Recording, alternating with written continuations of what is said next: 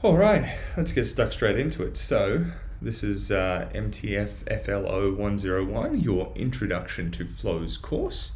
Entirely free, just to sort of help you get off on the right foot into flows. What we're going to be learning today, of course, is how you can get started with a free Developer Edition. I'm sure you're already aware of that, but I'll go through it anyway.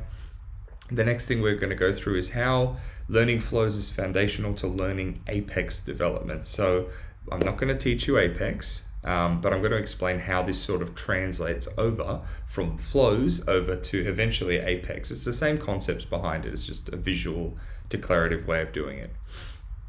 Next is we're going to navigate flows in the flow builder. So I'm going to show you how you can get to flows, how you can manage them inside the setup menu, and how you can then use the flow builder. We're going to go through some key concepts such as variables and lists. Once again, those are very Apexy, very sort of code foundational stuff. We'll go through that. Working with the database, so whether we're getting the data out of Salesforce, whether we're going to change, modify, insert, delete the data that already exists within Salesforce. We'll explain that and explain how Flow and the Salesforce database actually interact. We'll go through screen elements, so what's included in a screen when you want to present something to your user. We'll go through loops, and basically how you should handle data within a loop. And we'll go through best practices. That will probably touch base on best practices all the way through, but we'll go through them at the end, the really important ones.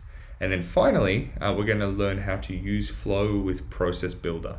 So that's kind of a handy, I think it's almost semi-outdated now actually, but we'll go through it anyway. It works, and for me it works quite well. I find still, a lot of people ask me how you can get a flow to trigger based on certain events.